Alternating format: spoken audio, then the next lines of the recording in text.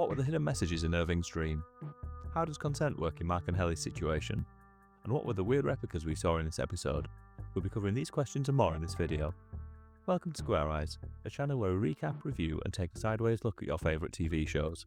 This video covers episode 4 of season 2 of Severance, called Woe's Hollow. Let's jump straight into the recap. The episode opens with Innie Irving coming round on a frozen lake in the middle of nowhere. We know it's his Innie because there's an elevator chime and the Zolly effect to show him transition. Understandably, Irving is confused and shouts out. Then Mark shouts down from a cliff top to Irving. He's just woken up too and doesn't know what's happening. Irving makes his way up to meet Mark and finds Helly in the woods. Then Dylan turns up just as they get to the top with Mark. The gang is all together, but none of them know what's happening. Then they spot a TV and DVD player on the edge of a cliff, which is a recording of Milchick explaining that they're on an ORTBO, which stands for Outdoor Retreat Team Building Occurrence. Milchick tells them that they're going to spend the next 2 days in the Deer to Egan Natural Forest. They've never heard of Deer to Egan, but Milchick explains that this is because he's only written about in the 4th Appendix, which is a book that is banned on the 7th floor, but they can access in the Scissor Cave, which is also the place where Keir Egan tamed the 4 Tempers.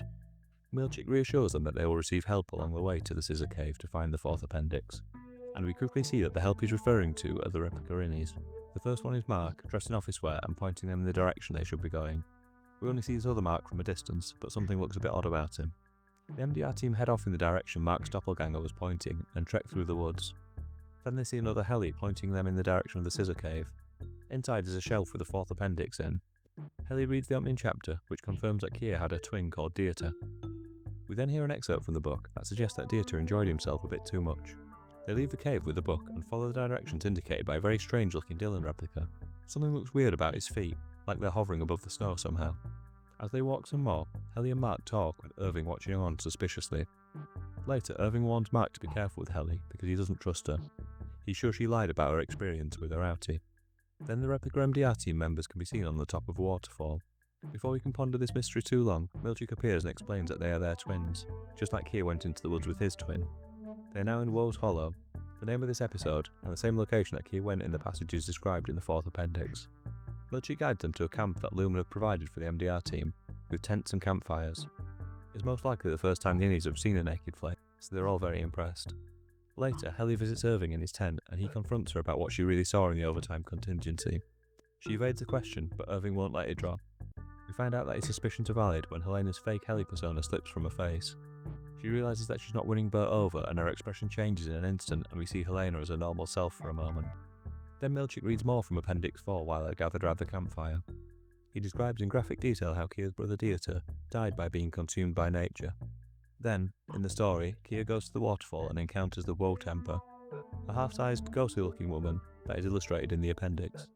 She communicates with Keir, through a look apparently, that his brother died because Keir allowed him to enjoy himself too much. When Milchick confirms to Irving that every word of the story is true, Helena bursts out laughing. She tells everyone that melting into the forest because you got too frisky with yourself is just crazy. This causes everyone but Milchick to join in with the laughter. Showing his petty side, Milchick instructs Miss Wang to tip the marshmallows into the fire. When the team complain, he reminds them that marshmallows are for team players and storms off. Helly, Mark and Dylan are still laughing, but Irving is in a different sort of mood.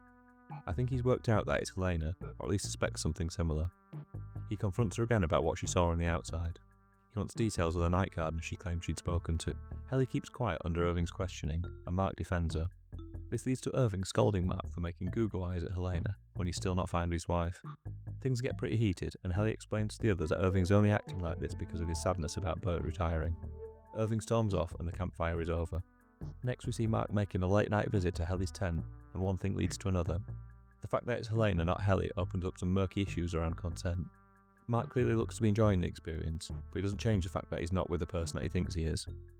While this is happening, Irving goes for a walk in the woods, accidentally extinguishes his torch, and then gets more and more lost. In the end, he has to sleep out in the open. Meanwhile, there's some pillow talk between Mark and Helena. She says that she doesn't like who she is on the outside, but Mark brushes this aside and tells her that he likes her for who she is when she's with him, not knowing that she isn't who he thinks she is. We then get the first indication that the reintegration process is working through Mark's body. He's looking at Helly when her face is suddenly replaced by Gemma's. Presumably this is because the outer brain momentarily took over and projected something onto the world for him to see, in this case his wife. Irving has a troubling dream while he's asleep in the woods. He stumbles around and finds a version of his work desk in the middle of the forest. He sits down to do some work and finds Bertie sat at one of the other desk places. Across from him, a little woman who represents the Temple Woe is working away on a file too. Irving then looks at his computer screen and the numbers start to swim. Then letters appear which spell out the name Egan over and over. Then it looks like the numbers and letters make out an image of some sort. Perhaps it's an eye or a mouth. Let me know in the comments if you know what we saw here. Whatever the image is, it's clearly part of Irving working out that Helly is an Egan. He then wakes up in the woods and hurries to find the rest of the team. Mark and Dylan wake up with Helly and Irving both gone. Then Milchick arrives looking flustered by this news. Helly, or Helena as we should now refer to her, is in the woods.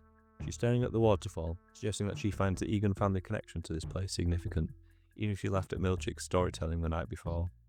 Irving then finds her and explains that Helly R wouldn't have been cruel to him the night before about his feelings for Bert. That, he explains, gives him the final bit of proof he needed to be sure that she isn't Helly R. He's also worked out that only a member of the Egan family would have the power to send an outie version of themselves to the severed floor. Helena apologises to Irving, which confirms his suspicions, so he grabs her and drags her through the wood. He arrives at the bottom of the waterfall and starts screaming for Milchick to turn her back. He screams that she's an outie and a mole and then dunks her head in the water, making it clear that he'll kill her if Milchick doesn't turn her back to her innie. Fearing for her life, Helena shouts to Milchick to do what Irving says, only she calls him Seth, confirming to everyone that she's an outie because none of the innies know his first name. Milchick radios through for Helena to be switched back to Helly, which happens instantly. There's an elevator ping that gives an audio clue that the switch has taken place. Irving pulls her from the water and apologises. Though in a strange way, he sort of saved Helly's life, as she couldn't exist if Helena kept on taking her place on the inside. As you can probably imagine, Milchick is furious and fires Irving on the spot. He then tells Irving how the company will erase all his details so it's like his innie never existed. The last thing we see in the episode is Irving transforming back to his outie, possibly for the last time. To start with, I was a bit concerned when it became clear this episode was going to be entirely set with the innies on a team-building exercise in the wilderness. When other shows take their characters to a new environment, it's often because they're desperately looking for new situations to generate storylines from. In this case though, I really enjoyed watching the innies taste a bit of freedom, even if it was a strange Lumon twist on freedom. This new setting also accelerated some of the key storylines for this season. We've now had Helena exposed as an imposter, Irving seems to have been fired, and there's a messy love triangle now between Mark, Helly and Helena. It might not have been a huge surprise to many fans that Helena was pretending to be Helly, but it was satisfying to see her story crumble around her thanks to Irving. He had a great episode, both with how he discovered Helena's true identity with the help of his dream, and how he dealt with this discovery. Irving must have been aware that attempting to drown a member of the Egan family was never going to end well for him. The fact he was willing to do this so Helly R could return to her body was a brave and selfless act. It's interesting, because it seems like Lumon wants the MDR team to be one big family, in that meaningless corporate language that companies use to make their employees feel like they're valued. But because the MDR team only really have each other, they genuinely are like a family, on a deeper and more meaningful way than Lumon would have wanted them to be.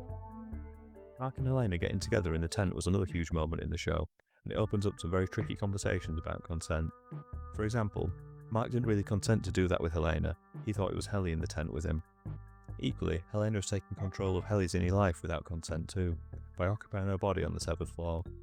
And Mark's outie isn't interested in having relations with Helly or Helena, he just wants his wife back, but didn't have a say in anything that was happening. And if she is alive, how will Gemma feel about her husband's body sleeping with somebody else, even if it was occupied by his innie at the time? All these permutations are interesting little thought experiments, and I'm honestly not sure how I feel about the whole mess, apart from it being pretty clear that Helena Egan has behaved terribly in essentially tricking Mark into bed with her. It's also worth taking a step back and wondering what the point of the Ortbow was. Do Lumon have a reason for wanting to send the team out into the wild? Is it genuinely part of the programme to improve the lives of the innies as Milchick suggested? Were the contents of the fourth appendix relevant for some reason? The only message we received from it in this episode was a shaggy dog story with the moral being that they shouldn't touch themselves. It seems a lot of trouble to go through in order to get a message that doesn't seem all that relevant at the moment. While we're talking about the fourth appendix book, I'm not buying the story that this book has existed for a long time and has been excluded from the seventh floor. My guess would be that it's been recently written, possibly by Rick and Hale, and there's some agenda behind sharing it with the MDR team at this point. The story about Kier's brother melting into the forest after he's noisily pleasured himself seemed a bit weird too. I wonder if Dirta didn't really exist, and the story is about Kier shedding the version of himself that experiences physical desire, so he can become a more pure person. That sounds like the kind of bonkers thing that they would come up with.